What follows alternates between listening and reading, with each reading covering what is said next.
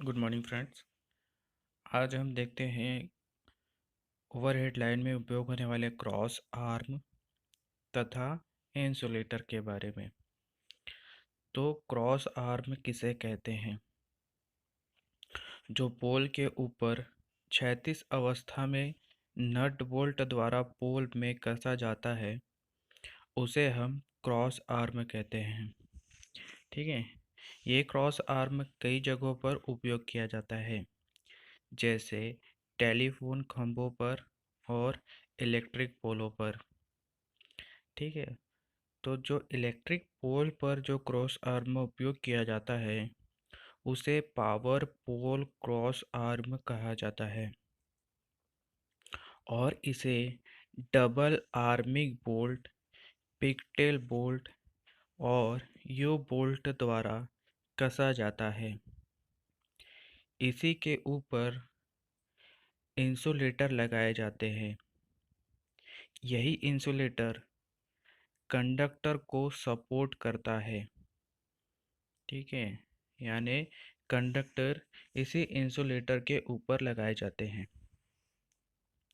अब आता है इंसुलेटर। तो इंसुलेटर जो आपके पोल को इंसुलेट करने का कार्य करता है। ठीक है।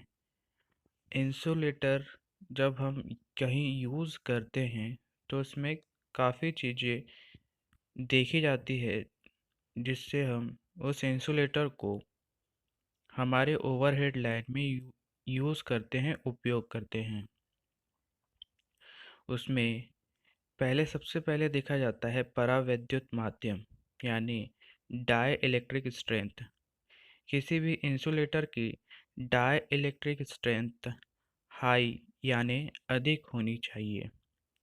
दूसरा होता है उसकी प्रतिरोधक क्षमता, यानी इलेक्ट्रिकल रेजिस्टेंस।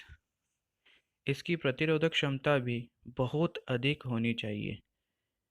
तीसरा होता है मैकेनिकल स्ट्रेंथ, अर्थात उसका स्ट्रांग होना, कितना वह स्ट्रांग हो सकता है यह मैकेनिकल स्ट्रेंथ द्वारा पता लगाया जाता है।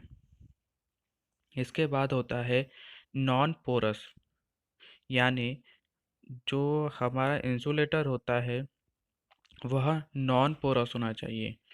पोरस का अर्थ होता है नमी को सोख लेना, जैसे मटका नमी को सोख लेता है और पानी को ठंडा रखता है। वैसे ही इंसुलेटर किसी प्रकार का मॉइस्चर या पानी एब्जॉर्ब नहीं करना चाहिए, इसीलिए उसे नॉन पोरस होना चाहिए। तीसरा होता है हाई सेफ्टी फैक्टर। ठीक है, उसका सेफ्टी फैक्टर अधिक होना चाहिए। अब ये सेफ्टी फैक्टर क्या चीज़ होता है? तो ये सेफ्टी फैक्टर होता है अनुपात जिसे ब्रेक स्ट्रेंथ या पंचर वोल्टेज बटे फ्लैश ओवर वोल्टेज या अत्यधिक मान का वोल्टेज, इन दोनों का अनुपात ही सेफ्टी फैक्टर कहलाता है। ठीक है। इसके बाद आते हैं इंसुलेटर कई प्रकार के यूज़ किए जाते हैं। जैसे सबसे पहला यूज़ किया जाता है आपका पिन इंसुलेटर। पिन इंसुलेटर यह आप लोग छोटे यानी 11 केवी 33 केवी लाइन पे देखे होंगे, जो खंभों के ऊपर ऊर्ध्वाधर स्थिति में लगाए जाते हैं, उसे हम पिन इंसुलेटर कहते हैं। इसका सेफ्टी फैक्टर अत्यधिक 10 रखा जाता है। इसके बाद आता है suspension type insulator. Suspension insulator में डिस्क टाइप इंसुलेटर का उपयोग करते हैं। इसकी प्रत्येक डिस्क 11 केवी की वोल्टेज के लिए बनाई जाती है। वोल्टेज बढ़ाने पर डिस्क की संख्या भी बढ़ा देते हैं। सस्पेंशन इंसुलेटर का उपयोग कम से कम 11 केवी और अधिक से अधिक 765 केवी तक की वोल्टेज के लिए कर सकते हैं। सस्पेंशन इंसुलेटर की डिस्क का तल क्षैतिज रखा जाता है। ठीक है, इसका जो तल होता है वह क्षैतिज अवस्था में रखा जाता है। इसके बाद आता है स्ट्रैंड इंसुलेटर। स्ट्रैंड इंसुलेटर में भी डिस्क टाइप इंसुलेटर का ही उपयोग करते हैं। ये 11 केवी से अधिक उससे ज़्यादा वोल्टेज का उपयोग में इसका प्रयोग किया जाता है।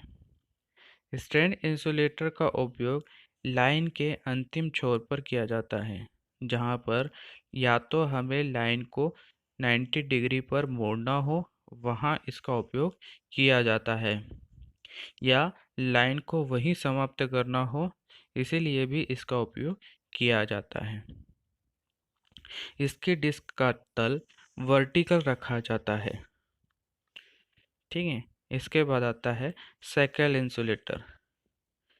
साइकिल इंसुलेटर का उपयोग इंस्टेंट इंसुलेटर के समान ही किया जाता है, लाइन के अंतिम छोर पर इसका उपयोग 11 केवी से कम लाइन को रोकने तथा मोड़ने के लिए किया जाता है।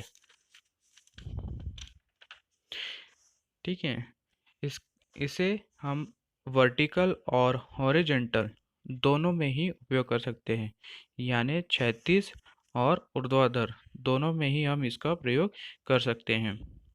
इसके बाद आता है स्टे इंसुलेटर। स्टे इंसुलेटर जो पोल को जमीन से इंसुलेट करके रखने का कार्य करता है।